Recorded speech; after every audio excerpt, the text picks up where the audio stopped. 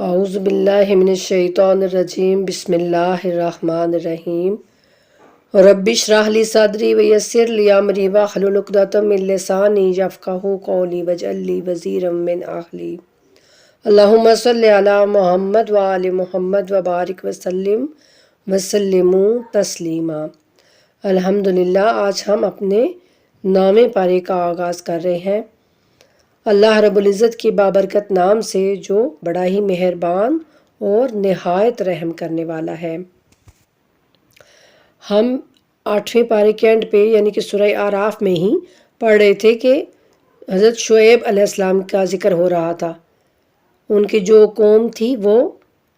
ناپ تول میں کمی کرتی تھی اور چوریاں کیا کرتی تھی،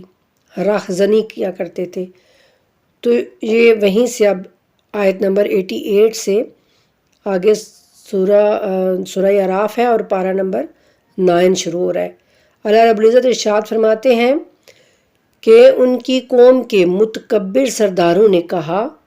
اے شعیب، ہم تجھے اور تیرے مومن ساتھیوں کو اپنی بستی سے ضرور نکال دیں گے یا تمہیں ہمارے مذہب میں واپس آنا ہوگا۔ شعیب نے کہا، اگر ہم بیزار ہوں تو بھی، یعنی اگر ہم اس میں نہ آنا چاہیں تو بھی ہمیں زبردستی تمہارے مذہب میں واپس آنا ہوگا۔ اگر ہم تمہارے مذہب میں واپس آ گئے تو ہم اللہ پر بہتان باندھنے والے ہوں گے، جبکہ اللہ نے ہمیں اس باطل سے نجات دے دی ہے اور ہمارے لیے اس مذہب کی طرف پلٹنا کسی طرح ممکن نہیں مگر یہ کہ ہمارا رب اللہ چاہے۔ ہمارے رب کا علم ہر چیز پر محیط ہے۔ ہم نے اللہ ہی پر توکل کیا ہے، اور اے ہمارے رب، ہمارے اور ہماری قوم کے درمیان برحق فیصلہ کر، اور تو بہترین فیصلہ کرنے والا ہے۔ اور قوم شعیب کے کافر سرداروں نے کہا، اگر تم لوگوں نے شعیب کی پیروی کی تو یقیناً بڑا نقصان اٹھاؤ گے۔ چنانچہ انہیں زلزلے نے آ لیا، پس وہ اپنے گھروں میں اوندے پڑے رہ گئے۔ اب اللہ تعالیٰ نے کس وجہ سے ان پر یہ بھیجا عذاب؟ ایک تو وہ رسول کی بات نہیں مان رہے تھے، اور دوسرا وہ ناپ تول میں کمی کرتے تھے اور چوریاں کرتے تھے، ڈکیتیاں کرتے تھے۔ جنہوں نے شعیب کی تکذیب کی ایسے تباہ ہوئے گویا وہ کبھی آباد ہی نہیں تھے۔ شعیب کی تکذیب کرنے والے خود خسارے میں رہے۔ تو جو آج ہم میں بھی، مسلمانوں میں بھی، نبی کا کلمہ پڑھتے ہوئے وہ چوریاں اور ڈکیتیاں بھی کرتے ہیں اور وہ ناپ تول میں کمی بھی کرتے ہیں، تو پھر بتائیے کہ ہم جو ہیں وہ اللہ کے عذاب کے حقدار ہیں یا نہیں ہیں؟ جو لوگ ایسا کر رہے ہیں تو اللہ رب العزت سے ہر وقت جو ہے ڈرتے رہنا چاہیے اور اس کی نافرمانی سے ہر وقت بچتے رہنا چاہیے۔ تو شعیب ان سے نکل آئے اور کہنے لگے، اے میری قوم، میں نے اپنے رب کے پیغامات تمہیں پہنچائے اور تمہیں نصیحت کی، تو آج میں کافروں پر رنج و غم کیوں کروں؟ دیکھا آپ نے، جب کوئی قوم اس کے اپنے رسول کی بات نہیں مانتی ہے تو پھر اس کا رسول بھی ان پر جب عذاب آ جائے، مصیبت آ جائے تو پھر وہ رنج و غم نہیں کرتا، کیونکہ ان کو پتہ ہوتا ہے کہ یہ لوگ کافر ہیں، انہوں نے اپنے رسول کی، اپنے اللہ کی نافرمانی کی ہے۔ تو پھر جو اللہ کا دشمن ہو جائے، جو اللہ کا نافرمان ہو جائے، رسول اس کی کس طرح شفاعت کر سکتے ہیں؟ رسول کس طرح سے اس سے محبت کر سکتے ہیں؟ تو آج پھر ہم یہ کیسے دعویٰ کر سکتے ہیں کہ ہم یہاں چاہے جو مرضی کرتے رہیں، ہم دن دہاڑے شاپر بدلی کر کر کے لوگوں کو دیتے رہیں، ہم دن دہاڑے ناپ تول میں کمی کرتے رہیں، ہم دن دہاڑے چوریاں کرتے رہیں، ڈکیتیاں کرتے رہیں، اور پھر ہم یہ ہم یقین کر کے بیٹھے کہ قیامت میں رسول اللہ صلی اللہ علیہ وآلہ وسلم ہماری شفاعت کریں گے، وہ ہمیں جہنم میں جانے ہی نہیں دیں گے، وہ ہمیں بچا لیں گے، وہ رحمت للعالمین ہے۔ پھر یہ سارے ڈھکوسلے ہیں، یہ ساری اپنی بنائی ہوئی خواہشات ہیں، بس ان کا دین سے کوئی تعلق نہیں ہے۔ جناب شعیب کریں گے تو آج میں کافروں پر رنج و غم کیوں کروں؟ اور ہم نے جس بستی میں بھی نبی بھیجا وہاں کے رہنے والوں کو تنگی اور سختی میں مبتلا کیا کہ شاید وہ سمجھ جائیں، یعنی تذرا کریں، یعنی وہ سمجھ جائیں، ان کو سمجھ آ جائے کہ یہ نبی برحق ہے۔ پھر ہم نے تکلیف کو آسودگی میں بدل دیا، یعنی جب ہم نے ان کی تکلیف کو خوشحالی میں بدل دیا، یہاں تک کہ وہ خوشحال ہو گئے اور کہنے لگے ہمارے باپ دادا پر بھی برے اور اچھے دن آتے رہے ہیں، یعنی پھر بھی ان کو کوئی سمجھ نہیں آئی۔ پھر ہم نے اچانک انہیں گرفت میں لے لیا اور انہیں خبر تک نہ ہوئی۔ اور اگر ان بستیوں کے لوگ ایمان لے آتے اور تقوی اختیار کرتے تو ہم ان پر آسمان اور زمین کی برکتوں کے دروازے کھول دیتے۔ دیکھا نا آپ نے، تقوی قرآن کریم میں بے شمار مرتبہ یعنی جی آیا، بہت زیادہ تقوی کا لفظ جو ہے قرآن کریم میں استعمال ہوا ہے اور مختلف معنوں میں استعمال ہوا ہے، لیکن انہوں نے تکذیب کی۔ اللہ کہتے ہیں کہ اگر یہ مجھ پر ایمان لاتے تو اگر تقوی اختیار کرتے تو ہم ان پر آسمان اور زمین کی برکتوں کے دروازے کھول دیتے، لیکن انہوں نے تکذیب کی، انہوں نے جھٹلایا، تو ہم نے ان کے اعمال کے سبب جو وہ کیا کرتے تھے انہیں گرفت میں لے لیا۔ کیا ان بستیوں کے لوگ بے فکر ہیں کہ ان پر ہمارا عذاب رات کے وقت آ جائے جب وہ سو رہے ہوں، یا کیا ان بستیوں کے لوگ بے خوف ہیں کہ ان پر ہمارا عذاب دن کو آ جائے جب وہ کھیل رہے ہوں؟ کیا یہ لوگ اللہ کی تدبیر سے خوف نہیں کرتے؟ اللہ کی تدبیر سے تو فقط خسارے میں پڑنے والے لوگ بے خوف ہوتے ہیں۔ اور جو لوگ اہل زمین کی ہلاکت کے بعد زمین کے وارث ہوئے ہیں، کیا ان پر یہ بات عیاں نہیں ہوئی کہ ہم چاہیں تو ان کے جرائم پر انہیں گرفت میں لے سکتے ہیں اور ہم ان کے دلوں پر مہر لگا دیتے ہیں، پھر وہ کچھ نہیں سنتے۔ یہ وہ بستیاں ہیں جن کے حالات ہم آپ کو سنا رہے ہیں اور ان کے پیغمبر واضح دلائل لے کر ان کے پاس آئے، لیکن جس چیز کو وہ پہلے جھٹلا چکے تھے وہ اس پر ایمان لانے کے لیے آمادہ نہ تھے۔ اللہ اس طرح کافروں کے دلوں پر مہر لگا دیتا ہے، اور ہم نے ان میں سے اکثر کو بد عہد پایا، یعنی جب وہ عہد کرتے ہیں اپنے رب سے تو اس کو توڑ دیتے ہیں، اور اکثر کو ان میں ہم نے فاسق پایا۔ پھر ان رسولوں کے بعد ہم نے موسیٰ کو اپنی نشانیوں کے ساتھ فرعون اور اس کے سرگردہ لوگوں کی طرف بھیجا۔ پہلے اور رسولوں کا ذکر ہوا تو اب جناب موسیٰ کا ذکر آ رہا ہے، تو انہوں نے ان نشانیوں کے انکار کے سبب اپنے اوپر ظلم کیا۔ پھر دیکھ لو مفسدوں کا کیا انجام ہوا۔ اور موسیٰ نے کہا ہے فرعون میں رب العالمین کا رسول ہوں، مجھ پر لازم ہے کہ میں اللہ کے بارے میں صرف حق بات کروں۔ میں تمہارے پاس تمہارے رب کی طرف سے واضح دلیل لے کر آیا ہوں، لہٰذا تم بنی اسرائیل کو میرے ساتھ جانے دو۔ فرعون نے کہا اگر تم سچے ہو اور کوئی نشانی لے کر آئے ہو تو اسے پیش کرو۔ موسیٰ نے اپنا عصا پھینکا تو وہ دفتن یعنی اسی وقت سچ مچ کا ایک اژدہا بن گیا، اور موسیٰ نے اپنا ہاتھ نکالا تو وہ ناظرین کے سامنے یکایک چمکنے لگا۔ یہ جناب موسیٰ علیہ السلام کے دو بڑے بڑے معجزے تھے۔ جو قوم فرعون کے سرداروں نے کہا کہ یہ یقیناً بڑا ماہر جادوگر ہے، یعنی جو اس وقت اس کے وزیر تھے، مشیر تھے، وہ سارے کہنے لگے کہ یہ تو بڑا جادوگر ہے، یہ تمہیں تمہاری سرزمین سے نکالنا چاہتا ہے، بتاؤ اب تمہاری کیا صلاح ہے؟ انہوں نے کہا موسیٰ اور اس کے بھائی کو کچھ مہلت دو اور لوگوں کو جمع کرنے والے ہرکاروں کو شہروں میں روانہ کر دو، یعنی جو وہ ڈھول بجا کر اور لوگوں کو بلاتے تھے اس وقت کہ آؤ اس شہر میں اب کوئی یعنی منادی ندا دینے والے، تو ان کو بھیجا کہ سارے لوگوں کو جمع کرو، وہ تمام ماہر جادوگروں کو تمہارے پاس لائیں۔ اور جادوگر فرعون کے پاس آئے اور کہنے لگے اگر ہم غالب رہے تو ہمیں صلہ کیا ملے گا؟ یعنی جب بہت سارے جادوگر فرعون نے ارد گرد کے علاقوں سے اکٹھے کر لیا اپنے پاس، تو وہ فرعون کے پاس آ کر کہنے لگے کہ اگر ہم اس پر یعنی غالب آ جائیں تو پھر تم ہمیں کیا دو گے؟ فرعون نے کہا ہاں یقیناً تم مقرب بارگاہ ہو جاؤ گے، یعنی تم ہمارے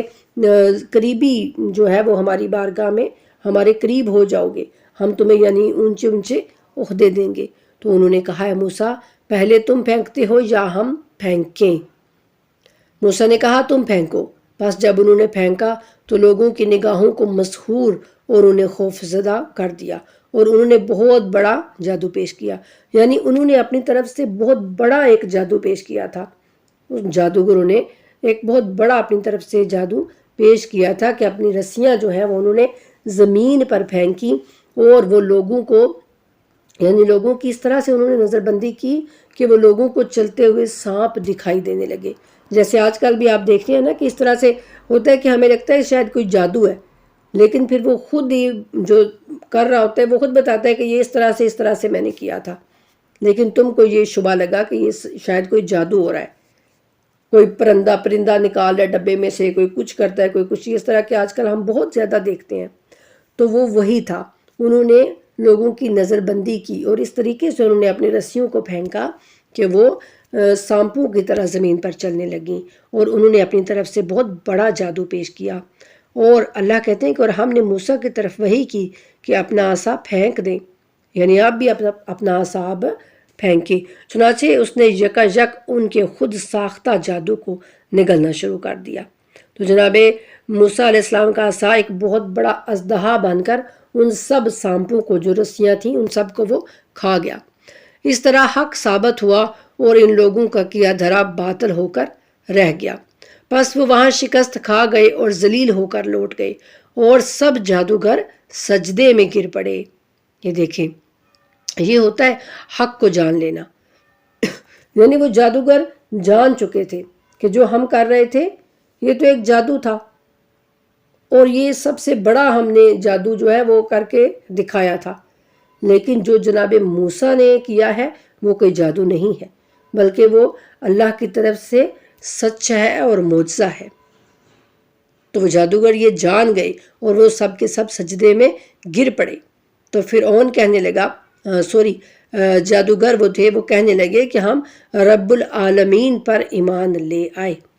یعنی ہم جو تمام جہانوں کا رب ہے اس پر ایمان لے آئے، جو موسیٰ اور ہارون کا رب ہے۔ تو فرعون نے کہا کہ قبل اس کی کہ میں تمہیں اجازت دیتا تم اس پر ایمان لے آئے؟ یقیناً یہ تو ایک سازش ہے جو تم نے اس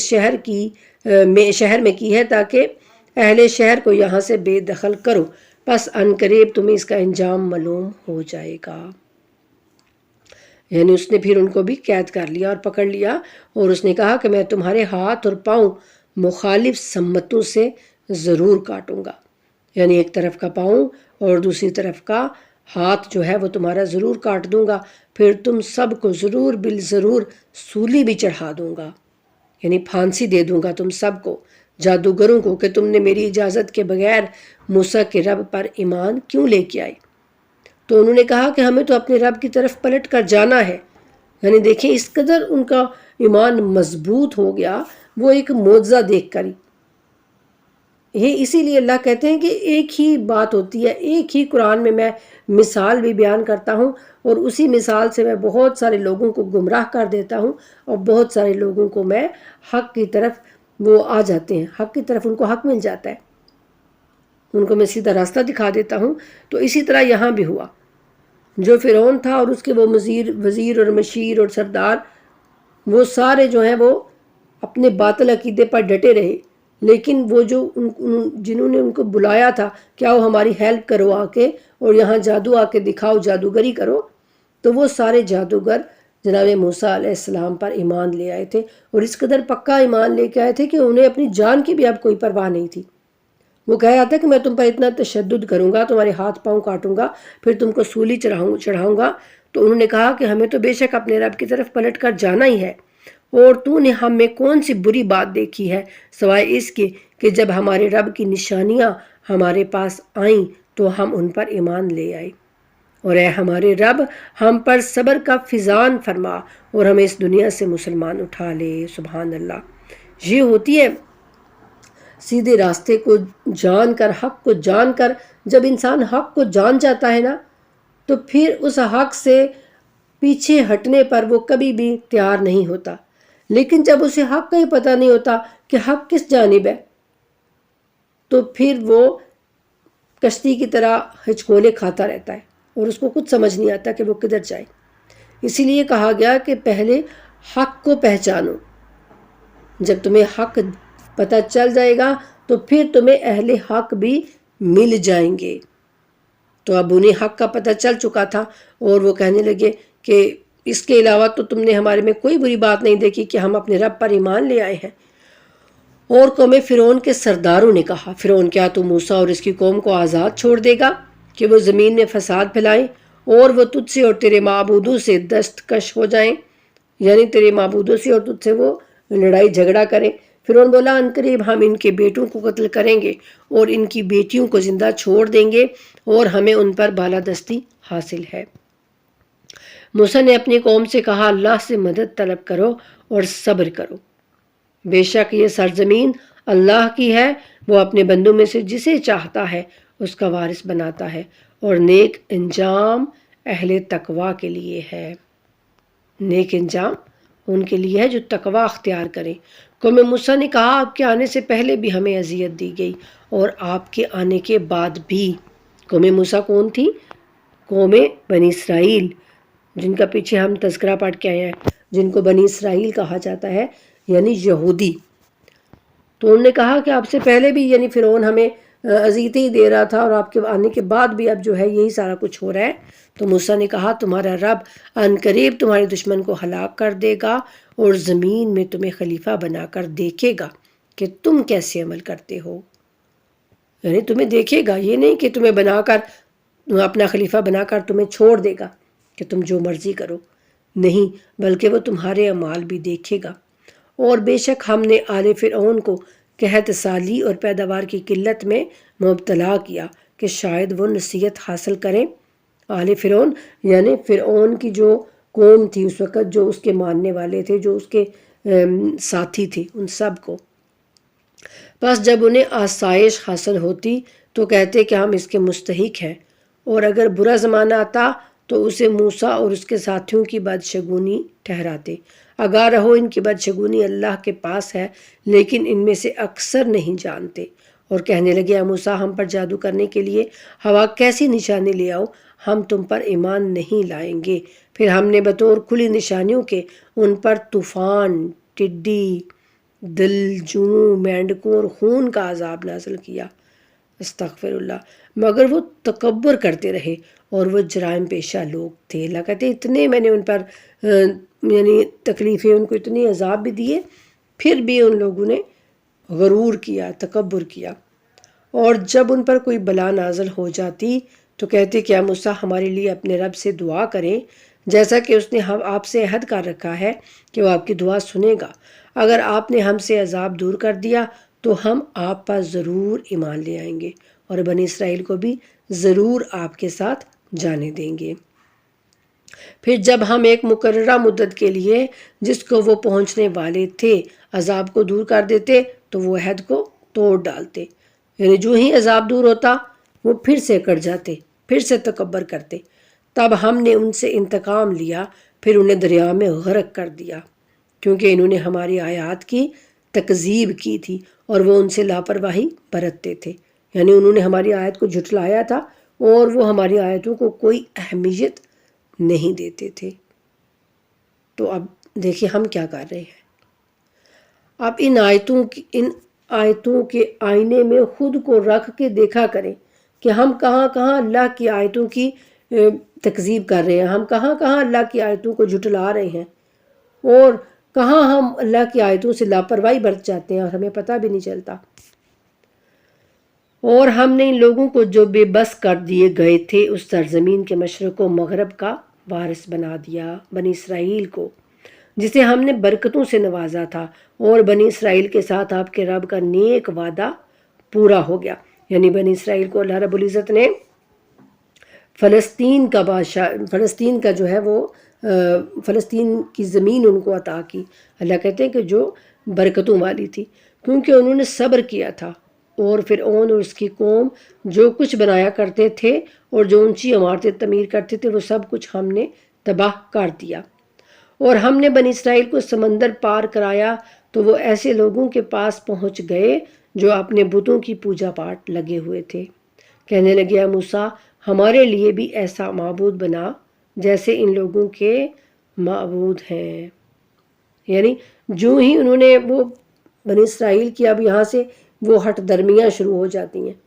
پہلے تو وہ روتے رہے، چیختے رہے، چلاتے رہے، ان پر مصیبتیں فرعون کرتا رہا اور وہ ان کو برداشت کرتے رہے اور اللہ سے دعائیں کرتے رہے کہ اللہ ہمیں ان سے نجات دے. لیکن جو ہی اللہ رب العزت نے ان کو نجات دے دی اور انہیں اس سمندر سے پار کر دیا اور فرعون اور اس کے ساتھیوں کو ان کے آنکھوں کے سامنے غرق کر دیا، تو اب آپ ان کے کام دیکھیے. اب تھوڑا آگے گئے ہیں وہیں سے، ابھی کوئی عرصہ نہیں گزرا زیادہ، تو ابھی انہوں نے جب دیکھا کہ وہ ایک بت بنا کے تو اس کے آگے بیٹھ کے اس کی پوجا کر رہے ہیں، تو ان کا بھی دل کر لیا کہ اب ہمیں بھی ایسا ہی ایک بت بنا دے. موسیٰ سے کہا تو موسیٰ نے کہا کہ تم تو بڑی نادان قوم ہو، یہ قوم جس روش پر گامزن ہے یقیناً برباد ہونے والی ہے. یعنی جناب موسیٰ نے ان کو سمجھایا کہ یہ جو کام کر رہے ہیں نا یہ بربادی والا کام ہے، اور جو اعمال یہ انجام دیتے ہیں وہ باطل ہے، وہ غلط ہے، وہ جھوٹ ہے. یہ بات یہیں سے جناب موسیٰ نے ان کو سمجھا دی تھی. لیکن آگے جا کے وہ کیا کرتے ہیں؟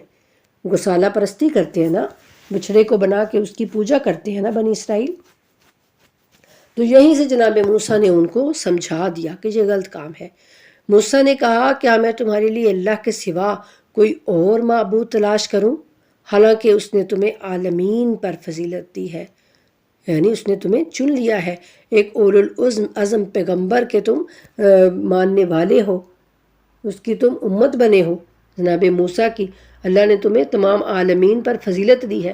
اور وہ وقت یاد کرو جب ہم نے تمہیں آل فرعون سے نجات دی جو تمہیں بدترین عذاب میں مبتلا کرتے تھے، تمہارے بیٹوں کو قتل کرتے اور تمہاری بیٹیوں کو زندہ چھوڑتے تھے،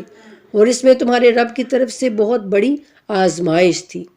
اور ہم نے موسیٰ سے 30 راتوں کا وعدہ کیا اور 10 دیگر راتوں سے اسے پورا کیا.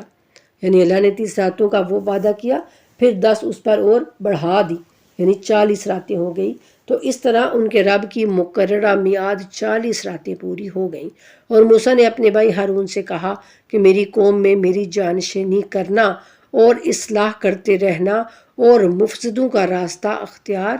نہ کرنا. اور جب موسیٰ ہماری مقررہ میعاد پر آئے اور ان کے رب نے ان سے کلام کیا تو کہنے لگے میرے رب مجھے جلوہ دکھا. سبحان اللہ. یعنی جناب موسیٰ علیہ السلام اللہ سے باتیں کرتے کرتے اس قدر بے قرار ہو گئے کہ اب ان کا دل کرنے لگا کہ میں اپنے رب کو دیکھوں. میں اپنے رب کی آواز تو سن رہا ہوں، لیکن اب ان کا دل یہ کیا کہ میں اپنے رب کا جلوہ دیکھوں، میں تیرا دیدار کروں. تو اللہ رب العزت نے فرمایا تو مجھے ہرگز نہ دیکھ سکو گے، لیکن اس پہاڑ کی طرف دیکھو، پس اگر وہ اپنی جگہ قائم رہا تو تم مجھے دیکھ سکو گے. پھر جب ان کے رب نے پہاڑ پر تجلی فرمائی تو اسے ریزہ ریزہ کر دیا اور موسیٰ غش کھا کر گر پڑے. پھر جب ہوش میں آئے تو عرض کرنے لگے کہ سبحان اللہ، یعنی پاک ہے تیری ذات، میں تیری بارگاہ میں توبہ کرتا ہوں اور میں ایمان لانے والوں میں سب سے پہلا ہوں. یعنی جب انہوں نے دیکھا نا کہ اب واقعی اللہ رب العزت صحیح کہہ رہے ہیں کہ میں ان کو نہیں دیکھ سکتا، تو پھر انہوں نے کہا کہ بے شک میں توبہ کرتا ہوں اللہ اپنی اس بات سے کہ میں نے آپ سے اس طرح کی آرزو اور خواہش ظاہر کی. اور فرمایا کہ موسیٰ میں نے لوگوں میں سے آپ کو اپنے پیغامات اور ہم کلامی کے لیے منتخب کیا ہے. سبحان اللہ، کتنا بڑا رتبہ اور کتنی بڑی بات ہے نا. لہٰذا جو کچھ میں نے آپ کو عطا کیا ہے اسے اخذ کریں، یعنی اسے لے لیں اور شکر گزاروں میں سے ہو جائیں. اللہ تعالیٰ نے جناب موسیٰ علیہ السلام کو کوہ طور پر 40 دنوں کے لیے اس لیے بلایا تھا تاکہ یہاں آ کر میری عبادت کریں اور پھر میں آپ کو توریت دوں گا. تو اللہ کہتے ہیں جو کچھ میں نے اب آپ کو عطا کیا ہے، یعنی توریت کی تختیاں دی ہیں، وہ لے لیں اور میرے شکر گزار بندوں میں بن جائیں. اور ہم نے موسیٰ کے لیے توریت کی تختیوں پر ہر قسم کی نصیحت اور ہر چیز کی تفصیل لکھی اور حکم دیا کہ اسے پوری قوت سے سنبھالیں اور اپنی قوم کو حکم دے کہ اس میں سے شائستہ ترین باتوں کو اپنا لو، عن قریب میں تمہیں نافرمانوں کا ٹھکانہ دکھا دوں گا. میں انہیں اپنی آیات سے دور رکھوں گا جو زمین میں ناحق تکبر کرتے ہیں۔ اب اس چیز کو غور سے دیکھیے اور سنیے اور پڑھیے۔ اللہ کہتے ہیں کہ میں انہیں اپنی آیات سے دور رکھوں گا جو زمین میں ناحق تکبر کرتے ہیں اور تمام نشانیاں دیکھ کر بھی ان پر ایمان نہیں لاتے، اور اگر یہ راہ راست دیکھ بھی لیں تو اس راستے کو اختیار نہیں کرتے، اور اگر انحراف کا راستہ دیکھ لیں تو اس راستے کو اپنا لیتے ہیں۔ اس کی وجہ یہ ہے کہ ان لوگوں نے ہماری نشانیوں کی تکذیب کی اور ان سے غفلت برتتے رہے۔ یعنی جب ہم اپنے اللہ کی آیات سے دور ہو جائیں گے نا، اپنے اللہ کی ان آیات کو، اس قرآن کو جب ہم پسے پشت ڈال دیں گے، جب اس کو کوئی اہمیت ہی نہیں دیں گے، تو پھر اللہ کہتے ہیں کہ میں ایسا کرتا ہوں، پھر میں بھی چھوڑ دیتا ہوں ان کو کہ جاؤ جو مرضی ہے کر لو، آخر لوٹنا تو میرے پاس ہے نا۔ پھر میں ان کو سیدھے راستے کی جانب آنے ہی نہیں دیتا، اور یہ میں اس وجہ سے کرتا ہوں کہ وہ میری نشانیوں کو جھٹلاتے ہیں پہلے، اور جنہوں نے ہماری آیات اور آخرت کی پیشی کی تکذیب کی ان کے اعمال ضائع ہو گئے۔ یعنی جنہوں نے ہماری آیات کو بھی جھٹلایا اور قیامت کے دن کو بھی جھٹلا دیا تو ان کے اعمال ضائع ہو گئے۔ اب چاہے وہ اعمال سے ہو چاہے وہ زبان سے ہو، ٹھیک ہے، زبان سے بھی جھٹلانا ہوتا ہے اور اعمال سے بھی جھٹلانا ہوتا ہے، کہ ہم جانیں تو صحیح کہ ہمیں اپنے اللہ کے سامنے جانا ہے، ہمارا ایمان ہو کہ ہمیں قیامت کے دن اپنے رب کے سامنے کھڑے ہونا ہے، اور پھر بھی ہم اس زندگی میں اس کی نافرمانیاں کرتے رہیں، اس کے حکم کو کچھ مانے ہی نہ، کچھ سمجھے ہی نہ، تو یہ ہوتا ہے اپنے اعمال سے اس چیز کا انکار کر دینا کہ ہمیں اپنے رب کے سامنے حاضر ہونا ہے۔ اور جو مشرک لوگ ہیں وہ اپنی زبان سے اقرار کرتے ہیں کہ نہیں ہمیں کوئی نہیں جانا، کوئی قیامت نہیں ہونی، کوئی کچھ نہیں ہونا۔ تو یہ دو طرح کی تکذیب ہوتی ہے، دو طرح کا جھٹلانا ہوتا ہے۔ تو اللہ کہتے ہیں اور جنہوں نے ہماری آیات اور آخرت کی پیشی کی تکذیب کی ان کے اعمال ضائع ہو گئے۔ کیا ان لوگوں کو اس کے سوا کوئی بدلہ مل سکتا ہے جو کچھ وہ کرتے رہے ہیں؟ اچھا اب یہاں یہ دیکھیے، آپ خود غور کریں کہ ان کے اعمال پھر کون سے ضائع ہو گئے؟ اعمال تو تب ہی ضائع ہوں گے نا جب انسان ایمان لے کے آئے گا اور نیک اعمال کرے گا، تب ہی ضائع ہوں گے نا۔ تو لیکن اللہ کہتے ہیں کہ ہماری آیات کو بھی جھٹلا دیا اور قیامت کے دن کو بھی جھٹلا دیا انہوں نے، تو پھر ہم نے ان کے اعمال کو ضائع کر دیا۔ یعنی جو بھی یہاں پر قرآن کے مطابق عمل نہیں کرے گا، اپنے اللہ کی نافرمانیاں کرتا رہے گا، تو اگر اس کے کوئی نیک اعمال ہوں گے بھی نا تو اللہ کہتے ہیں میں اس کو ضائع کر دوں گا۔ اور موسیٰ کے کوہ طور پر جانے کے بعد ان کی قوم نے اپنے زیورات سے ایک بچھڑا بنا لیا، یعنی ایسا جسم جس میں بیل کی آواز تھی۔ کیا انہوں نے یہ نہیں دیکھا کہ یہ نہ تو ان سے بات کر سکتا ہے اور نہ ان کی رہنمائی کر سکتا ہے؟ ایسے کو انہوں نے معبود بنا لیا اور وہ زیادتی کرنے والے تھے۔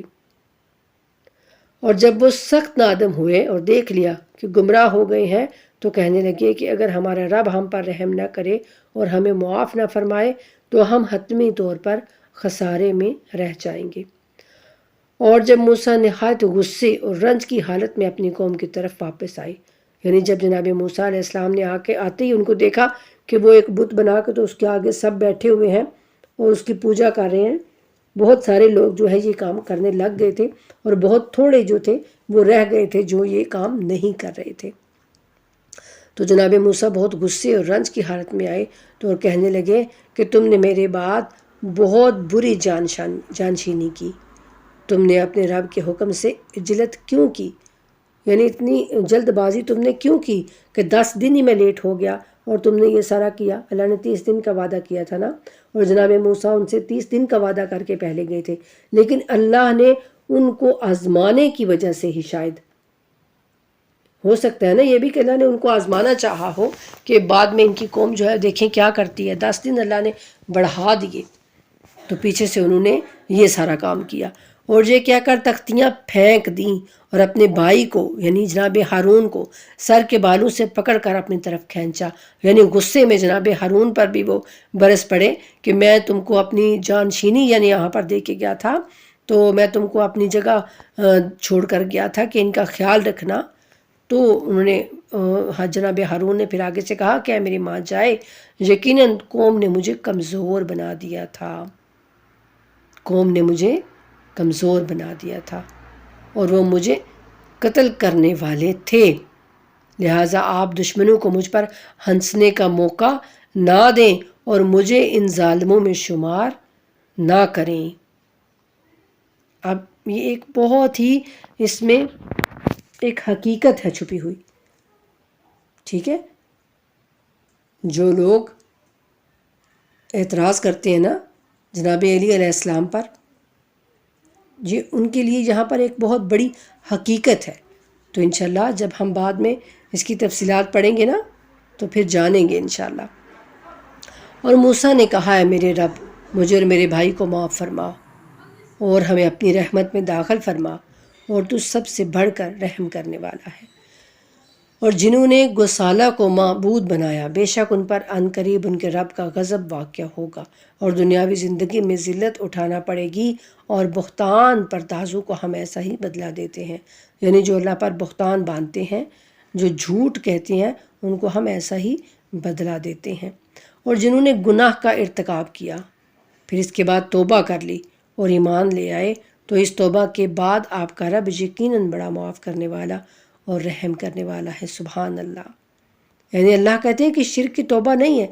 لیکن جہاں اللہ ان کو شرک کی بھی توبہ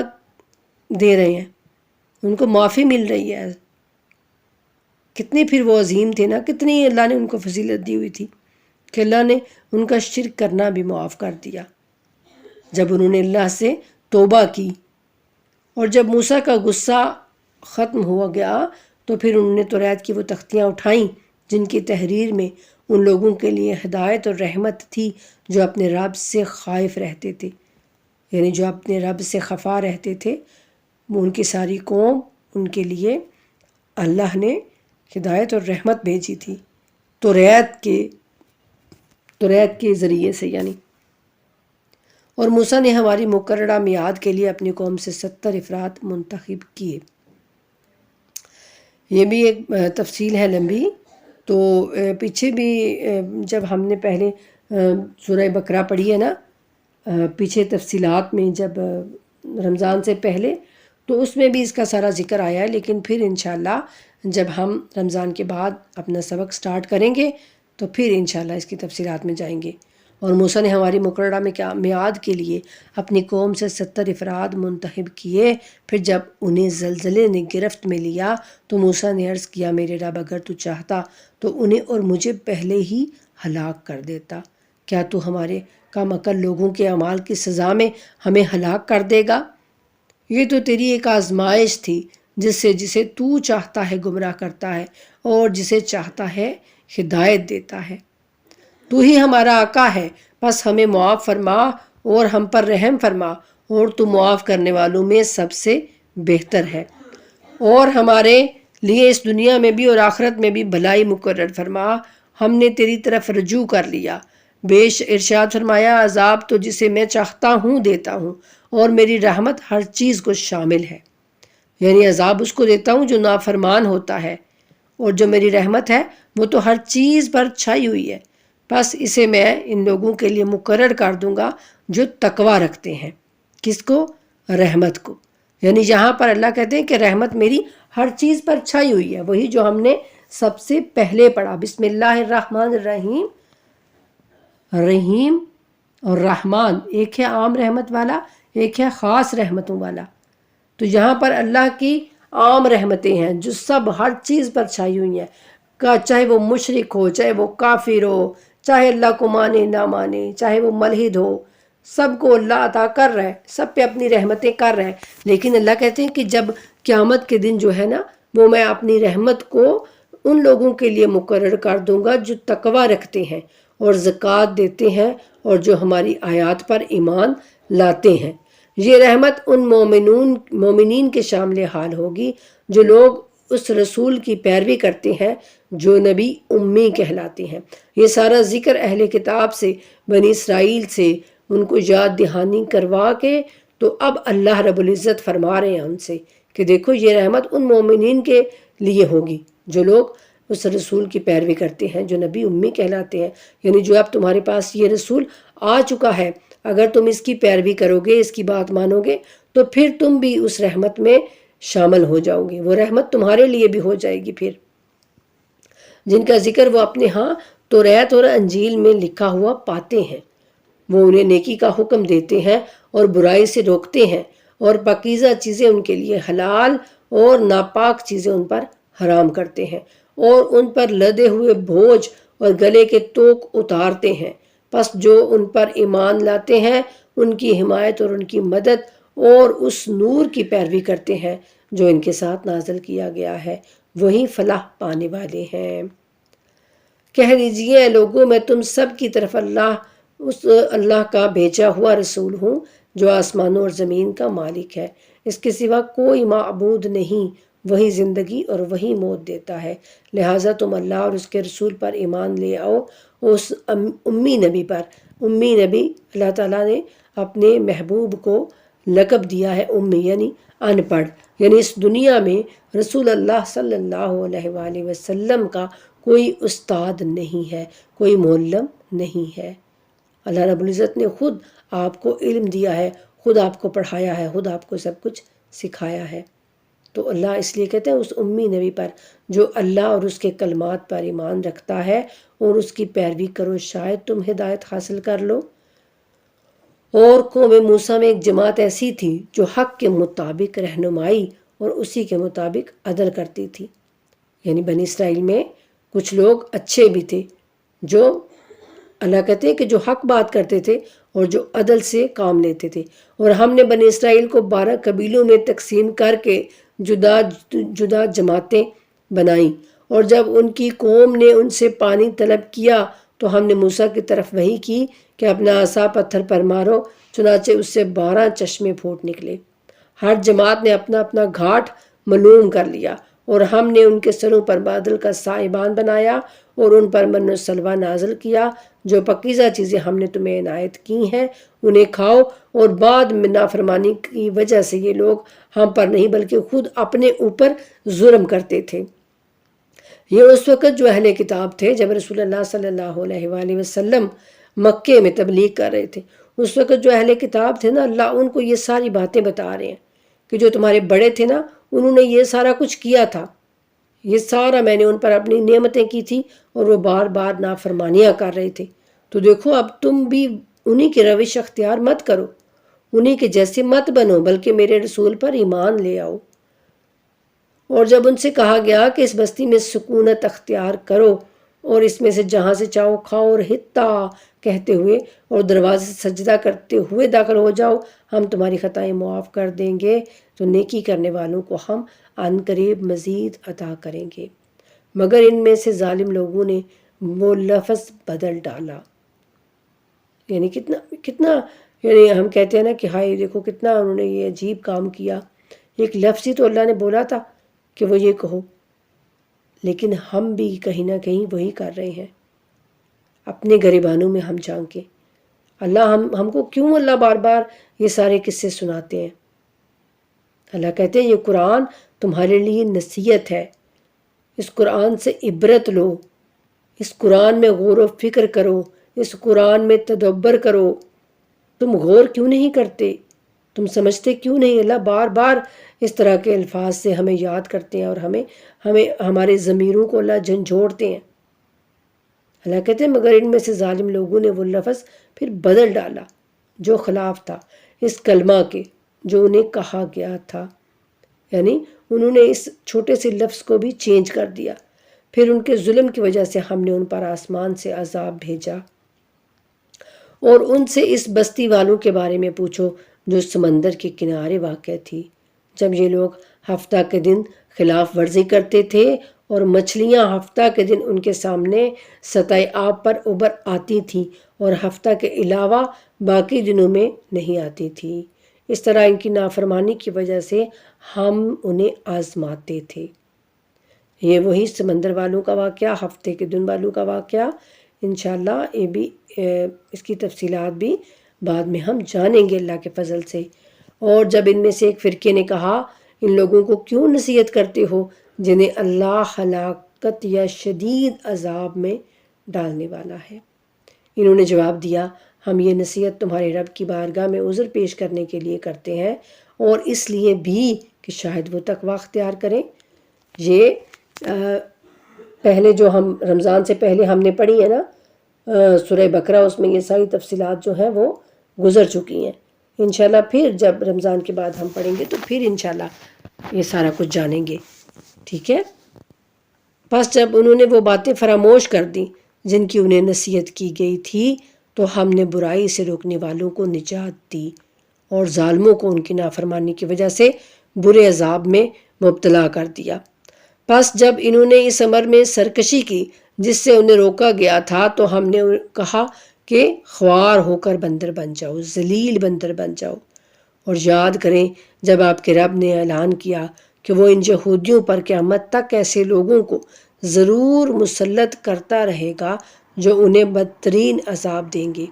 تو آپ کا رب یقیناً جلد سزا دینے والا ہے اور بلا شبہ وہ غفور الرحیم بھی ہے۔ اور ہم نے انہیں زمین میں مختلف گروہوں میں تقسیم کیا، ان میں کچھ لوگ نیک اور کچھ لوگ دوسری طرح کے تھے، اور ہم نے آسائشوں اور تکلیفوں کے ذریعے انہیں آزمایا کہ شاید وہ باز آئیں۔ پھر ان کے بعد ناخلف لوگ ان کے جانشین ہوئے جو کتاب اللہ کے وارث بن کر اس ادنا زندگی کا مال و متاع سمیٹتے تھے اور کہتے تھے کہ ہم جلد ہی بخش دیے جائیں گے، اور اگر ایسی ہی اور متاع ان کے سامنے آ جائے تو اسے بھی اچک لیتے۔ کیا ان سے کتاب کا میثاق نہیں لیا گیا تھا کہ وہ اللہ کے بارے میں حق بات کے سوا کچھ بھی نہ کہیں گے؟ اور جو کچھ کتاب کے اندر ہے اسے یہ لوگ پڑھ چکے ہیں، اور اہل تقوی کے لیے آخرت کی زندگی ہی بہترین زندگی ہے۔ کیا تم سمجھتے نہیں ہو؟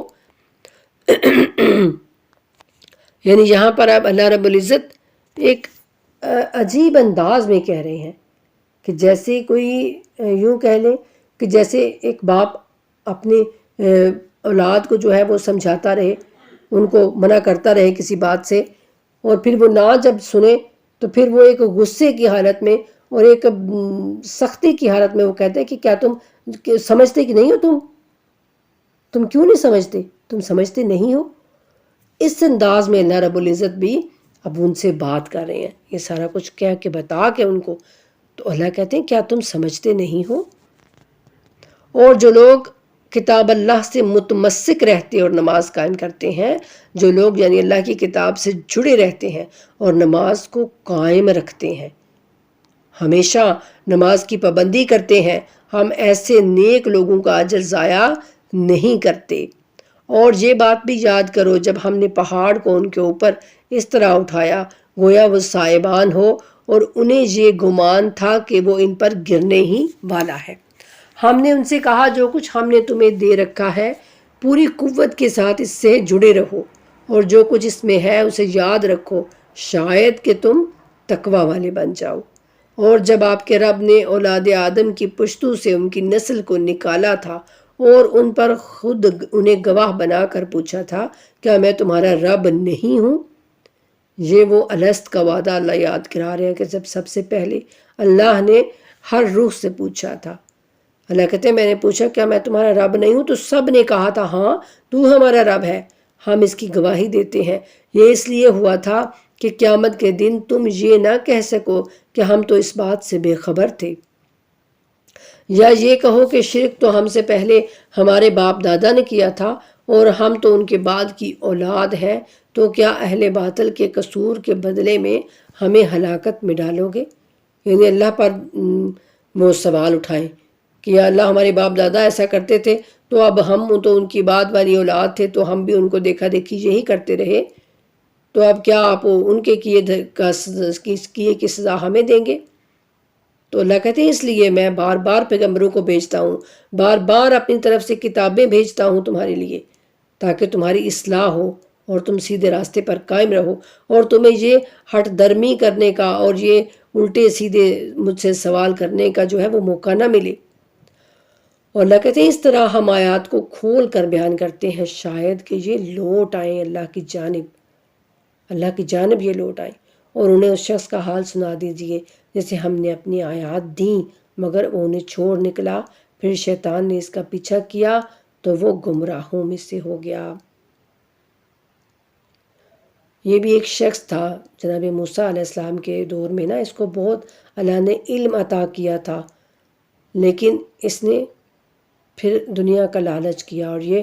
فرعون کے کہنے میں آ گیا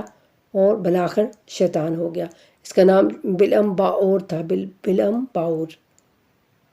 ایسا ہی کچھ اس کا نام تھا۔ تو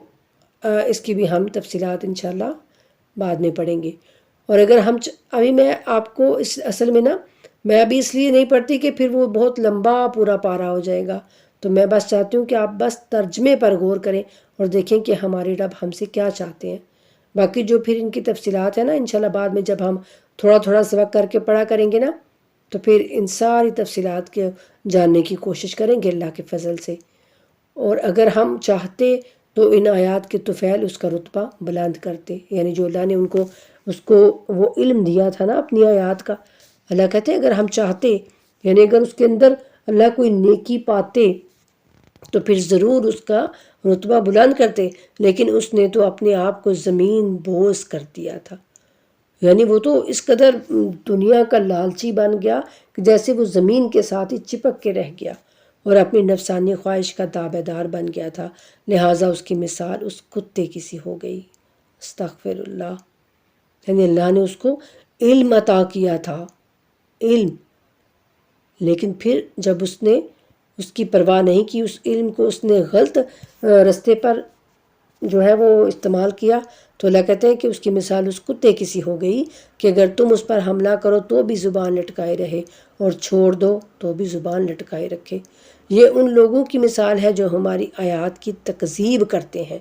بس آپ انہیں یہ حقائقیں سنا دیجئے کہ شاید وہ فکر کریں، یعنی وہ غور کریں، ان میں غور و فکر جیسے کہتے ہیں نا کہ بھائی غور و فکر کرو، کچھ یعنی سوچو کہ یہ بات ٹھیک ہے، تو وہ اللہ کہہ رہے ہیں کہ شاید یہ غور کریں۔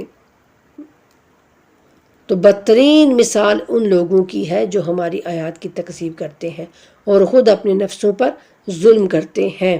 راہ راست وہ پاتا ہے جسے اللہ ہدایت عطا کرے، اور جنہیں اللہ گمراہ کرے وہ خسارے میں ہیں۔ اور بے شک ہم نے جنوں انس کی ایک کثیر تعداد کو گویا جہنم ہی کے لیے پیدا کیا ہے۔ استغفر اللہ،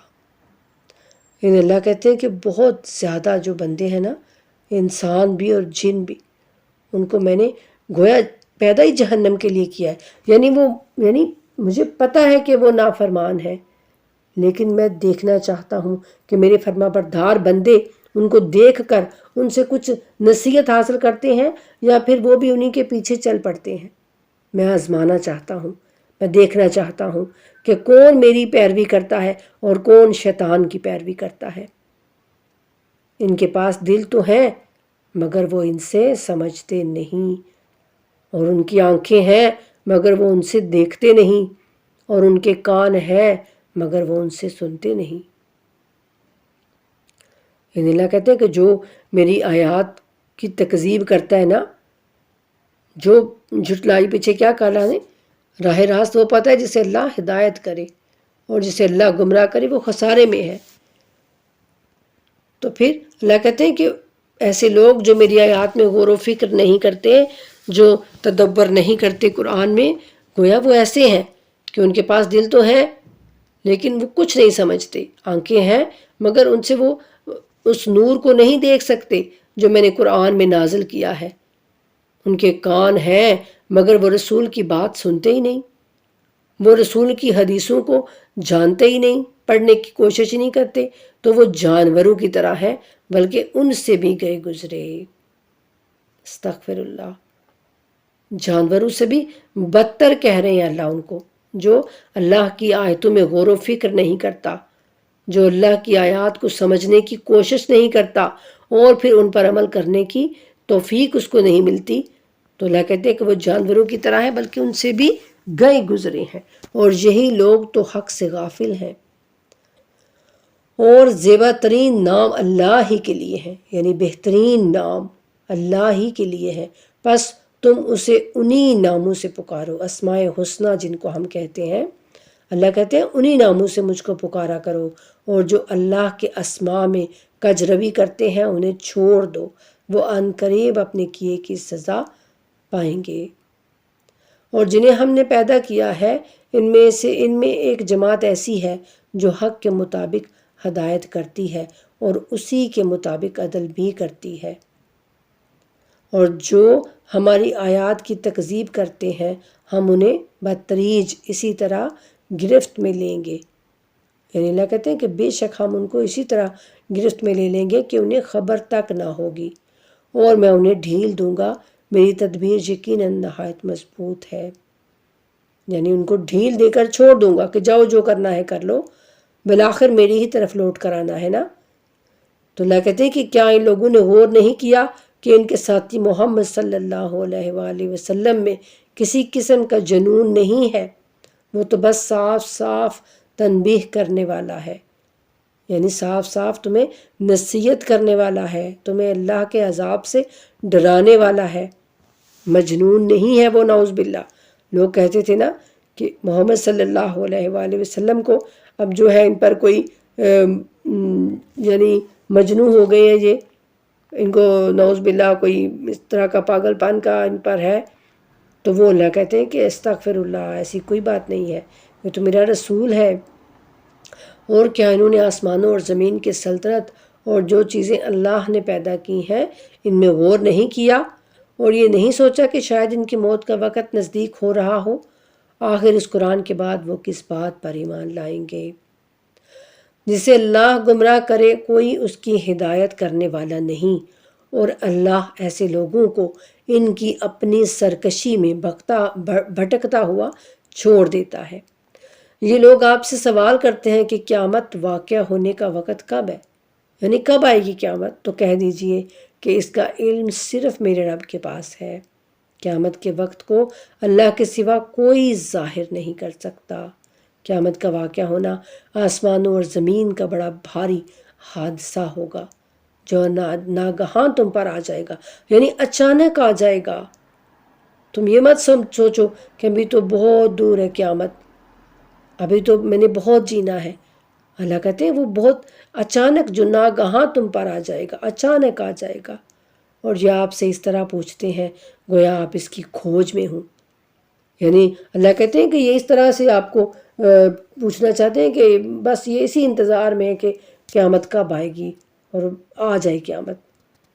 تو اللہ کہتے ہیں کہہ دیجئے اس کا علم صرف اللہ کے پاس ہے، لیکن اکثر لوگ نہیں جانتے۔ آپ نے دیکھا ہوگا یہ جب ہم نے سورہ اعراف پڑھی اور پیچھے ہم نے سورہ انعام پڑھا نا پیچھے ہم نے، تو ان میں آپ نے دیکھا ہوگا کہ یہ بہت زیادہ مشرکوں کی بات ہوتی ہے، اور بہت زیادہ یہ رسول اللہ صلی اللہ علیہ وآلہ وسلم کے متعلق بھی یہ ہوتا ہے کہ آپ کو غیب کا علم نہیں ہے، آپ کو کچھ نہیں پتہ، آپ یوں کہیں کہ یعنی میں اپنے بھی بارے میں کوئی اختیار نہیں رہتا۔ تو ان سب باتوں کا جو مین مطلب تھا نا، مین جو اللہ تعالیٰ یہ اس چیز کو بیان کر رہے تھے، وہ یہ وجہ تھی کہ جو اس وقت مشرک تھے نا وہ بہت زیادہ شرک کرتے تھے، وہ اپنے بتوں کو انہوں نے بنایا ہوا تھا کہ یہ بارش برساتا ہے، یہ اولاد دیتا ہے، یہ بیٹے دیتا ہے، یہ رزق دیتا ہے، اس طرح سے وہ سارے انہوں نے ان بتوں کے وہ کام ان کو سپرد کیے ہوئے تھے۔ تو جب انہوں نے یہ دیکھا کہ رسول اللہ صلی اللہ علیہ وآلہ وسلم، اللہ کو وہ مانتے تھے کہ اللہ ہے، اللہ ایک ہے اوپر،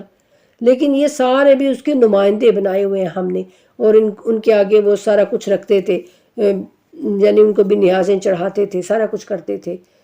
تو وہ جب ان کو یہ پتہ چلا نا کہ اللہ کے رسول یہ کہتے ہیں کہ میں اللہ کا برگزیدہ بندہ ہوں، میں اللہ کا رسول ہوں، اس نے یعنی اس کی طرف سے مجھے وحی آتی ہے، مجھے پیغام آتا ہے، تو وہ یہ سمجھنے لگے کہ شاید پھر یہ جو رسول ہے نا یہ بھی کوئی اللہ کی شریک ہے، اللہ کے کاموں میں ان کا بھی کوئی دخل ہے، جیسا ہم اللہ کر سکتا ہے ویسا شاید یہ بھی کوئی کر سکتے ہیں۔ یہ جو ان کا ذہن بنا ہوا تھا نا اس ذہن کو، ان کی ذہنیت کو دور کرنے کے لیے اللہ بار بار اس طرح کی آیتیں بیان کرتے ہیں. ان کو یہ سمجھاتے ہیں کہ دیکھو اللہ کی جو قدرت ہے نا، وہ صرف اسی کا وہ مالک ہے، اس کی قدرت میں کوئی اس کا شریک نہیں ہے. یہ سمجھانا یعنی ان کو مقصود تھا، ان مشرکوں کو یہ سمجھانا مقصود تھا کہ تم نے یہ جو سارے بت بنائے ہوئے ہیں اور اب انہی میں تم میرے رسول کو بھی شامل کرنا چاہتے ہو، کہ جیسے وہ سارے کام کر رہے ہیں تو اب تم میرے رسول کو بھی یہی سمجھتے ہو کہ یہ بھی کوئی اسی طرح کا اللہ کا شریک ہے. تو اصل میں ان کی یہ ذہنیت جو بنی ہوئی تھی اس کو صاف کرنا تھا اللہ نے. تو اس لیے اللہ بار بار جو ہے وہ اس طرح کی آیتیں ہمارے سامنے لے کے آتے ہیں. یہ مکی آیتیں ہیں.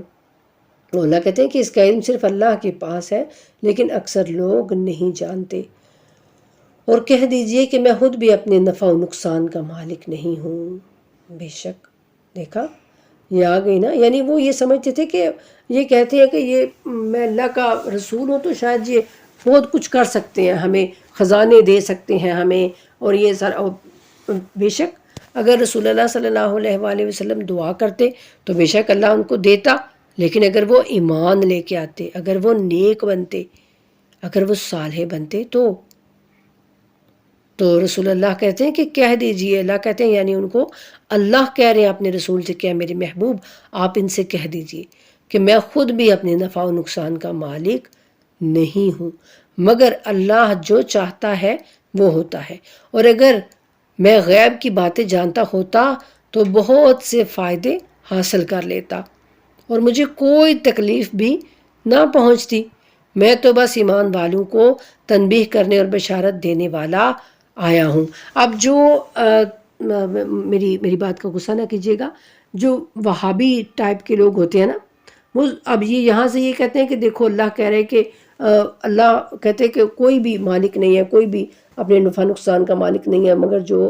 بے شک اللہ ہے، بے شک اللہ ہی مالک ہے ہر چیز کا.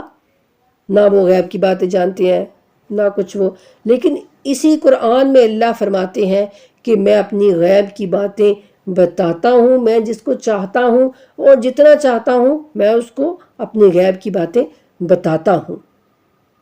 اور ہم سب جانتے ہیں کہ ہمارے پیغمبر محمد مصطفیٰ صلی اللہ علیہ وآلہ وسلم تمام انبیاء سے افضل ہیں، امام الانبیاء ہیں، تمام انبیاء کے امام ہیں. تو اب جو بھی سارے اللہ نے ان سب کو، جو باقی پیغمبر تھے ان سب کو جو اللہ نے معجزات دیے، جو اللہ نے ان پر اپنے فضل کیے، تو بے شک اب جو بڑا سردار ہوگا ان سب کا بھی سردار ہوگا انبیاء کا. تو بے شک اللہ اب ان پر جتنا کرم کرنا چاہیں گے، جتنا فضل کرنا چاہیں گے وہ کریں گے، اور وہ اللہ کرتے ہیں اور کیا اللہ نے.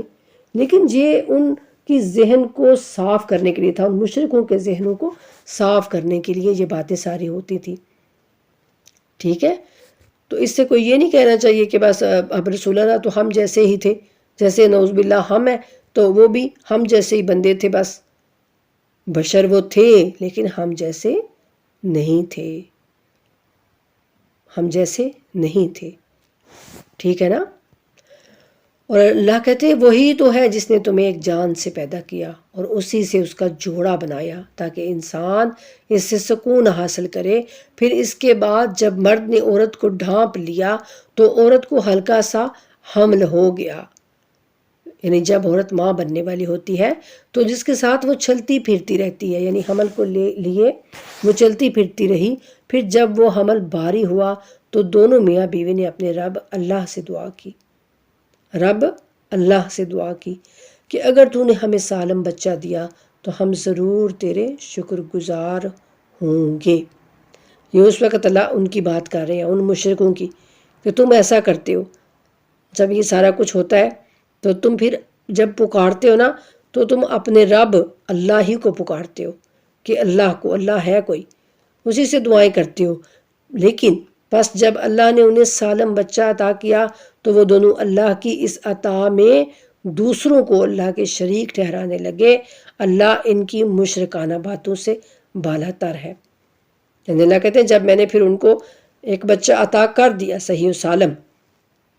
تو پھر وہ اپنے بتوں کے سامنے جا کے تو اس کے نام رکھنے لگے کہ یہ اس کا جی عبد الشمس اس کا نام ہوگا، عبد العزا اس کا نام ہوگا، یعنی اپنے بتوں کے نام پر پھر وہ ان کے نام رکھنے لگے کہ اس نے ہمیں عطا کیا ہے۔ اور یہ آپ دیکھتے ہیں نا کہ جب رسول اللہ صلی اللہ علیہ وآلہ وسلم اس دنیا میں تشریف لائے تھے نا، جب ان کی ولادت ہوئی تھی تو اس وقت بھی بہت سے جو بچے پیدا ہوئے تھے نا، تو سب اپنے اپنے بچوں کو لے کر جو ہے وہ چلے گئے بتوں کے پاس، اور وہاں پر جا کر انہوں نے کوئی چڑھاوے نظریں جو چڑھائیں اور پھر ان کے نام بھی رکھے۔ تو لیکن رسول اللہ صلی اللہ علیہ وآلہ وسلم کا نام آپ کے دادا نے جب رکھا نا محمد، تو سب کو بڑا تعجب ہوا۔ انہوں نے کہا یہ کیسا نام ہے محمد، یہ کیسا نام ہے، آج سے پہلے تو یہ نام نہیں سنا گیا۔ تو اور آپ کے باپ کا نام بھی عبداللہ تھا، عبداللہ اللہ کا بندہ۔ تو اس طرح سے ہمیں پتہ چلتا ہے کہ شرک کیا تھا اور رسول اللہ کا خاندان جو ہے وہ کیسا تھا۔ تو اللہ کہتے ہیں کہ پھر وہ مشرکانہ باتوں سے بالا تر جو ہے وہ اللہ جو ہے مشرکانہ باتوں سے بالا تر ہے۔ اور آج بھی آپ دیکھتے ہیں، آج بھی اس دور میں بھی جب آپ کوئی دیکھتے ہیں کسی کا نام ہوگا پیراں دتا، کسی کا وہ غلام دستگیر جیسے نام کہ وہ فلانا یہ کسی پیر نے رکھا ہے، پیر بخش، اس طرح کے نام ہوں گے، تو وہ اللہ کہتے ہیں کہ پھر یہ اس طرح کے حرکتیں کرنے لگتے ہیں۔ جب کوئی ان کو دعا کرنی ہوتی ہے تو اللہ سے ہی کرتے ہیں، اور اس کے بعد پھر یہ شرک کرتے ہیں۔ کیا یہ لوگ ایسوں کو اللہ کا شریک بناتے ہیں جو کوئی چیز خلق نہیں کر سکتے بلکہ خود مخلوق ہوتے ہیں؟ خلق تو دور کی بات ہے، وہ خود میری مخلوق ہے، اور جو نہ تو ان کی مدد کر سکتے ہیں اور نہ ہی خود اپنی مدد کرنے پر قادر ہے۔ اب یہاں سے آپ کو پتہ چلے گا کہ یہ بتوں کی بات نہیں ہو رہی ہے، ٹھیک ہے، وہ خود میری مخلوق ہے۔ اب بت جو ہے وہ اللہ نے خلق نہیں کیے، بت تو انسان خود بناتا ہے نا، بت اللہ نے خلق نہیں کیے، لیکن اللہ یہاں کہہ رہے ہیں کہ وہ ایسوں کو اللہ کا شریک بنا دیتے ہیں جو کوئی چیز خلق نہیں کر سکتے بلکہ خود مخلوق ہیں، یعنی وہ اللہ کے کوئی بندے ہیں جن کو لوگ اللہ کا شریک بنا دیتے ہیں، جیسے آج بھی بنا رہے ہیں، اور جو نہ تو ان کی مدد کر سکتے ہیں اور نہ ہی خود اپنی مدد کرنے پر قادر ہے۔ ٹھیک ہے، لوگوں کی کوئی وہ کیا مدد کریں گے جو آج پیر فقیر پتہ نہیں کیا کیا بنے بیٹھے ہیں۔ نوز باللہ، اگر کوئی مجھے معاف کیجیے گا، اگر کوئی حقہ اور سچا کوئی سید ہے، کوئی اس طرح کا پیر ہے جو اپنے بندوں کو اللہ اپنے رب سے جوڑ دیتا ہے، جو اپنے بندوں کو اس قرآن کی طرف لے کے آتا ہے، تو وہ اچھا پیر ہے، وہ اچھی بات ہے ایسا کرنا، لوگوں کو اللہ کی جانب لے کے آنا تو بہترین بات ہے نا۔ لیکن جو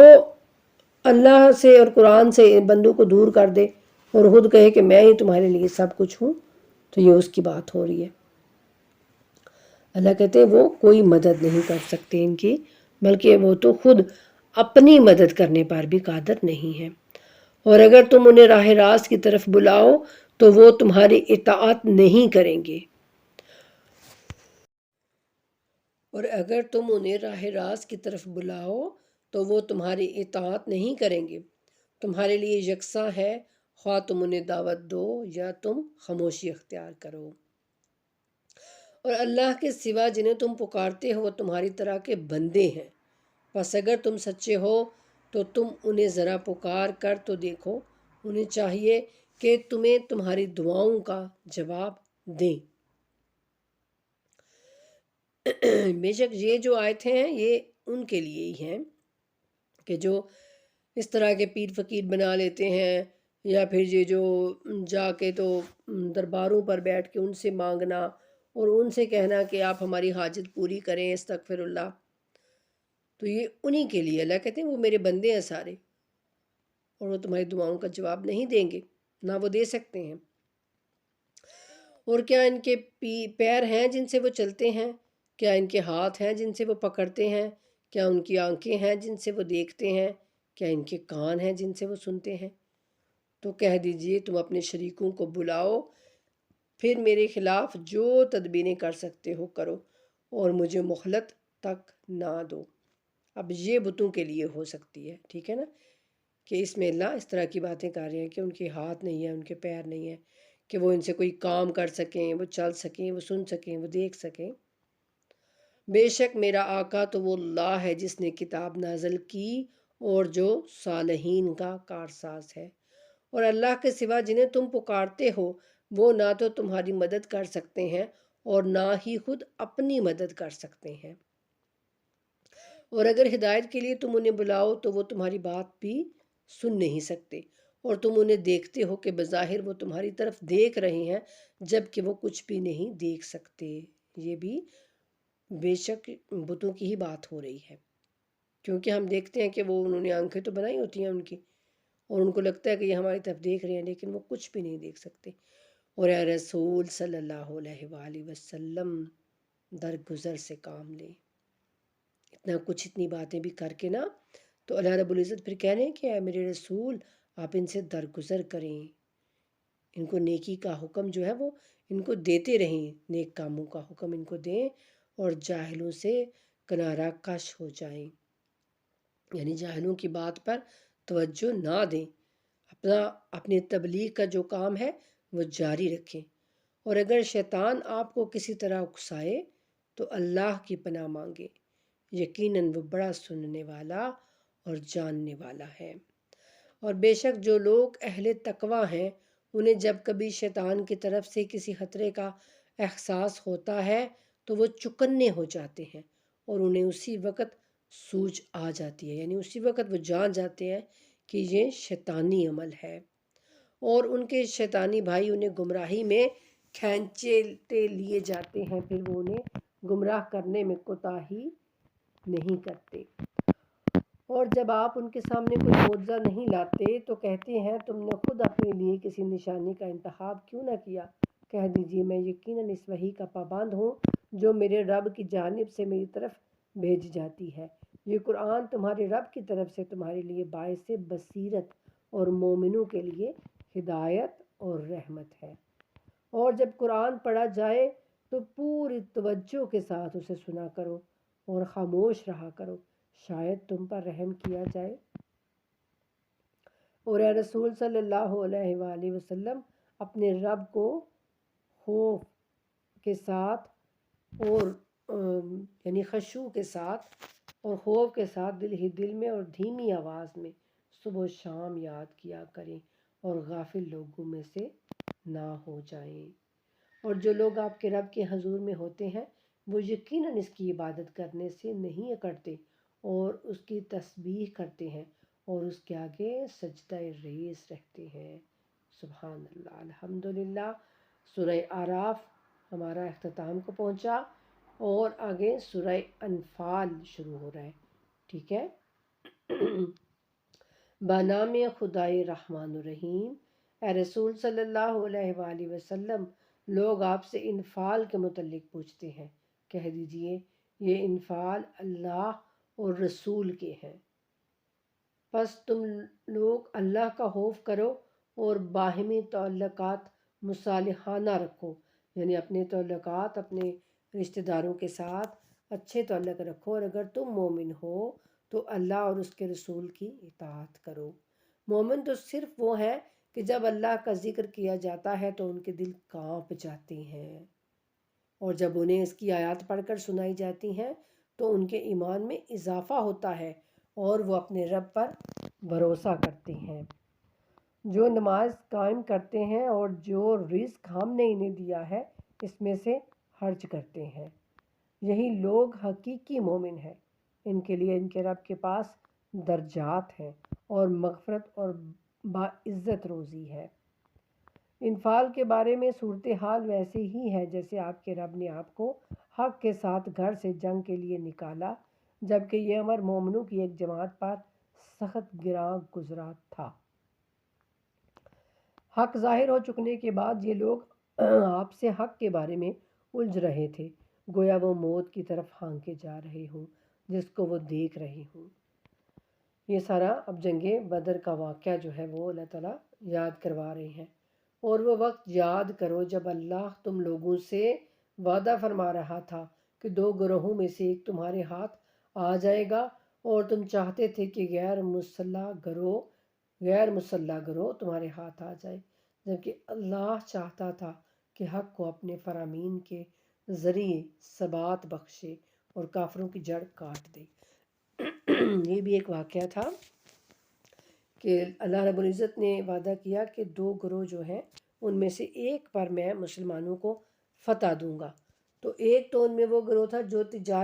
تجارتی قافلہ جیسے ہوتا ہے وہ، اور ایک جو ہے وہ یعنی جنگ کے لیے جو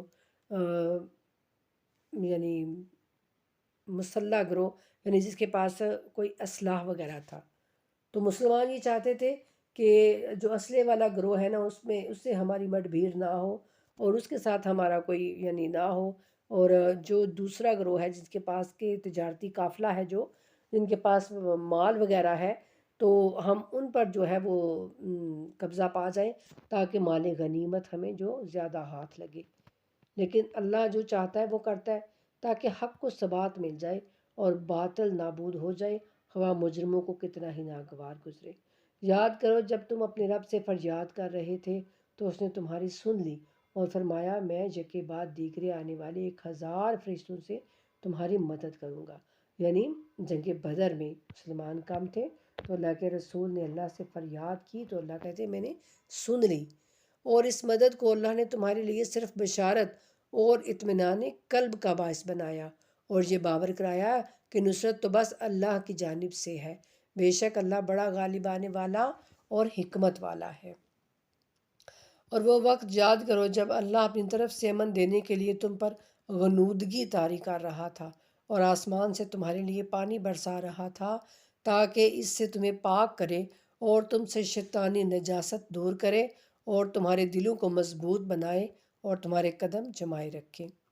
وہ وقت بھی یاد کرو جب آپ کا رب فرشتوں کو وحی کر رہا تھا کہ تم ایمان والوں کو ثابت قدم رکھو، میں تمہارے ساتھ ہوں۔ عنقریب میں کافروں کے دلوں میں رعب ڈالوں گا، لہٰذا تم ان کی گردنوں کے اوپر ضرب لگاؤ اور ان کے ہاتھ اور پاؤں کے پوروں پر وار کرو۔ یہ اس لیے کہ انہوں نے اللہ اور اس کے رسول کی مخالفت کی، اور جو اللہ اور اس کے رسول کی مخالفت کرے تو اللہ یقیناً سخت عذاب دینے والا ہے۔ یہ ہے تمہاری سزا، پس اسے چکھو، اور بے شک کافروں کے لیے دوزخ کا عذاب ہے۔ اے ایمان والو، جب میدان جنگ میں کافروں سے تمہارا سامنا ہو جائے تو ان سے پیٹھ نہ پھیرنا، یعنی جنگ سے بھاگنا نہیں ہے، ثابت قدم رہنا جنگ میں۔ اور جس نے اس روز پیٹھ پھیری، یعنی جنگ کے روز جس نے جو بھاگا جنگ سے، مگر یہ کہ جنگی چال کے طور پر ہو یا کسی فوجی دستے سے جا کر ملنے کے لیے، تو کوئی حرج نہیں۔ یعنی کوئی جیسے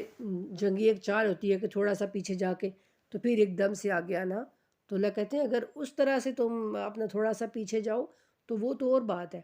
لیکن اگر تم پیٹھ دکھا کے بھاگ ہی جاؤ اور جنگ کو میرے رسول کو چھوڑ ہی جاؤ تو وہ اللہ کو پسند نہیں ہے۔ اللہ کہتے ہیں جس نے ایسا کیا وہ اللہ کے غضب میں گرفتار ہو گیا اور اس کا ٹھکانہ جہنم ہوگا، اور وہ بہت بری جگہ ہے۔ استغفر اللہ، یعنی جو میدان جنگ سے بھاگ جائے گا۔ بس انہیں تم نے قتل نہیں کیا بلکہ اللہ نے انہیں قتل کیا، اور اے رسول جب آپ کنکریاں پھینک رہے تھے اس وقت آپ نے نہیں بلکہ اللہ نے کنکریاں پھینکی تھیں تاکہ اپنی طرف سے مومنوں کو بہتر آزمائش سے گزارے، اور بے شک اللہ سننے والا اور جاننے والا ہے۔ یہ تھی تمہاری بات، اور رہی کافروں کی بات تو اللہ ان کی مکاری کا زور توڑ دینے والا ہے۔ کافروں سے کہہ دو کہ اگر تم فیصلہ چاہتے ہو تو فیصلہ تمہارے سامنے آ گیا، اب اگر تم باز آ جاؤ تو تمہارے لیے بہتر ہے، اور اگر تم نے اس جرم کا دوبارہ جو ہے وہ کرنے کا ارادہ کیا تو ہم بھی اس سزا کا ارادہ کریں گے، یعنی پھر دوبارہ تمہیں شکست دیں گے، اور تمہاری جماعت کثیر ہو بھی تو تمہارے کسی کام نہ آئے گی، اور اللہ مومنوں کے ساتھ ہے۔ اے ایمان والو، اللہ اور اس کے رسول کی اطاعت کرو اور حکم سننے کے بعد تم اس سے روگردانی نہ کرو، اور ان لوگوں کی طرح نہ ہو جانا جنہوں نے یہ تو کہہ دیا کہ ہم نے سن لیا مگر در حقیقت وہ سنتے نہ تھے۔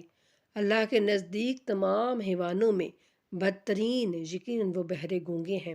جو عقل سے کام نہیں لیتے، اور اگر اللہ ان میں بلائی کا مادہ دیکھ لیتا تو انہیں سننے کی توفیق دیتا، اور اگر انہیں سنوا دیتا تو وہ بے روحی کرتے ہوئے منہ پھیر لیتے۔ یعنی اگر اللہ ان میں بلائی دیکھتا تو پھر ضرور ان کی مدد کرتا اور انہیں سیدھا راستہ دکھاتا۔ اے ایمان والو، اللہ اور رسول کو لبیک کہو جب وہ تمہیں جہاد کی طرف، یعنی زندگی وہ، یعنی حیات آخری وہ زندگی جو ہمیشہ رہنے والی ہے، تو اللہ کہتے ہیں کہ حیات آفرین کی طرف بلائیں، جہاد کی طرف جب تمہیں اللہ اور اس کا رسول بلائیں تو پھر تم جلدی سے لبیک کہو، اور جان لو کہ اللہ آدمی اور اس کے دل کے درمیان میں حائل ہے، اور یہ بھی کہ تم سب اس کی طرف جمع کیے جاؤ گے، اور اس فتنے سے بچو جس کی لپیٹ میں تم میں سے صرف ظلم کرنے والے نہیں بلکہ سب آئیں گے، اور یہ جان لو کہ اللہ سخت عذاب دینے والا ہے۔ اور وہ وقت یاد کرو جب تم تھوڑے تھے، تمہیں زمین میں کمزور سمجھا جاتا تھا، اور تمہیں خوف رہتا تھا کہ لوگ تمہیں ختم کر دیں، تو اس نے تمہیں پناہ دی اور اپنی نصرت سے تمہیں تقویت پہنچائی اور تمہیں پاکیزہ روزی عطا کی تاکہ تم شکر کرو۔ یہ جنگ بدر کے بعد مسلمانوں کو بتایا جا رہا ہے۔ اے ایمان والو، اللہ اور اس کے رسول کے ساتھ خیانت نہ کرو، اور اپنی امانتوں میں بھی خیانت نہ کرو، حالانکہ تم جانتے ہو اور جان لو کہ تمہارے اموال اور تمہاری اولاد آزمائش ہیں، اور بے شک اللہ ہی کے ہاں اجر عظیم ہے۔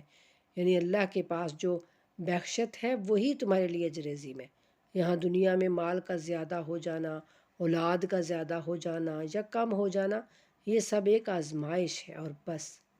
اے ایمان والو، اگر تم اللہ سے ڈرو تو وہ تمہیں حق و باطل میں تمیز کرنے کی طاقت عطا کرے گا۔ یعنی اگر اللہ سے ڈریں گے، اللہ کا خوف رکھیں گے تو ہمیں ضرور سیدھا راستہ دکھائے گا اور تمہارے گناہوں کو مٹا دے گا اور تمہیں بخش دے گا، اور اللہ بڑے فضل والا ہے۔ اور وہ وقت یاد کریں جب یہ کفار آپ کے خلاف تدبیر سوچ رہے تھے کہ آپ کو قید کر دیں یا آپ کو قتل کر دیں یا آپ کو نکال دیں۔ وہ اپنی چال سوچ رہے تھے اور اللہ اپنی تدبیر کر رہا تھا، اور اللہ سب سے بہتر تدبیر کرنے والا ہے۔ یہ شب ہجرت کا واقعہ اللہ یاد کروا رہے ہیں، اور جب انہیں ہماری آیات سنائی جاتی ہیں تو کہتے ہیں ہم نے سن لیا ہے، اگر ہم چاہیں تو ایسی باتیں ہم بھی بنا سکتے ہیں۔ یہ تو وہی داستان ہائے پارینہ ہے، یعنی یہ تو وہی پرانی داستانیں ہیں۔ کچھ لوگ اس طرح کہتے تھے، استغفر اللہ۔ اور یہ بھی یاد کرو جب انہوں نے کہا، اللہ اگر یہ بات تیری طرف سے حق ہے تو ہم پر آسمان سے پتھر برسا دے یا ہم پر کوئی دردناک عذاب نازل کر، اور اللہ ان پر عذاب نازل نہیں کرے گا جب تک کہ آپ ان کے درمیان موجود ہیں، اور نہ ہی اللہ انہیں عذاب دینے والا ہے کہ جب وہ استغفار کر رہے ہوں۔ یعنی استغفار کرنا اللہ کے عذاب کو روک دیتا ہے، اللہ سے معافیاں مانگنا سچے دل سے، اور اللہ ان پر عذاب نازل کیوں نہ کرے جبکہ وہ مسجد الحرام کا راستہ روکتے ہیں، حالانکہ وہ مسجد کے متولی نہیں ہیں، اس کے متولی تو صرف تقوی والے ہیں، لیکن ان میں سے اکثر لوگ نہیں جانتے۔ اور خانہ کعبہ کے پاس ان کی نماز سیٹیاں اور تالیاں بجانے کے سوا کچھ نہ تھی، بس اب اپنے کفر کے بدلے عذاب چکھو۔ اور جنہوں نے کفر اختیار کیا وہ اپنے اموال لوگوں کو راہ خدا سے روکنے کے لیے خرچ کرتے ہیں، ابھی مزید خرچ کرتے رہیں گے، پھر یہی بات ان کے لیے باعث حسرت بنے گی، پھر وہ مغلوب ہوں گے اور کفر کرنے والے جہنم کی طرف اکٹھے کیے جائیں گے، تاکہ اللہ ناپاک کو پاکیزہ سے الگ کر دے اور ناپاکوں کو ایک دوسرے کے ساتھ ملا دے اور پھر اس ڈھیر کو جہنم میں جھونک دے۔ دراصل یہی لوگ خسارے میں ہیں۔ کفار سے کہہ دیجئے کہ اگر وہ باز آ جائیں تو جو کچھ پہلے ان سے سرزد ہو چکا اسے معاف کر دیا جائے گا، اور اگر انہوں نے پچھلے جرائم کا دوبارہ وہی یعنی کرنے کی کوشش کی تو گزشتہ اقوام کے ساتھ جو کچھ ہوا وہ ان کے بارے میں بھی ہوگا۔ اور تم لوگ کافروں سے جنگ کرو یہاں تک کہ فتنہ باقی نہ رہے اور دین سارا اللہ کے لیے خاص ہو جائے، پھر اگر وہ باز آ جائیں تو اللہ یقیناً ان کے اعمال کو دیکھنے والا ہے، اور اگر وہ منہ پھیر لیں تو جان لو کہ اللہ تمہارا سرپرست ہے جو بہترین سرپرست اور بہترین مددگار ہے۔ وما علینا الا البلاغ المبین۔ الحمدللہ آج ہمارا 9واں پارہ جو ہے وہ مکمل ہو چکا ہے۔ اللہ تعالیٰ اسی طرح پورے رمضان میں ہمیں اسی طرح سے اپنی پاک کلام کو سمجھنے کی، اس کو پڑھنے کی اور پھر اس پر پورا سال عمل کرنے کی توفیق عطا فرمائے، بلکہ پوری زندگی عمل کرنے کی توفیق عطا فرمائے۔ ٹھیک ہے، تو ایک دوسرے کو دعاؤں میں یاد رکھا کیجئے، اور خصوصاً فلسطین والوں کے لیے، غزہ والوں کے لیے، کشمیر والوں کے لیے، شام والوں کے لیے، اور جہاں جہاں بھی مسلمان پس رہے ہیں اور کفر کے مقابلے میں ہیں، اللہ تعالیٰ مسلمانوں کو فتح عظیم عطا فرمائے اور اللہ تعالیٰ اسلام کا بول بالا کرے۔ اللہ تعالیٰ انشاءاللہ ایسا ہوگا، ایک دن ہوگا، ضرور ہوگا، اور یہ اللہ کا وعدہ ہے اور ایسا ہو کر رہنا ہے۔ بس ہم سب کو اس کے لیے دعا کرتے رہنا چاہیے۔ تو اپنا بہت سارا خیال رکھیے گا، ٹھیک ہے، اور دعاؤں میں یاد رکھیے گا۔ اللہم صلی علی محمد وآل محمد وعجل فرجہم وفرجنا بہم برحمتک یا ارحم الراحمین، آمین ثم آمین یا رب العالمین۔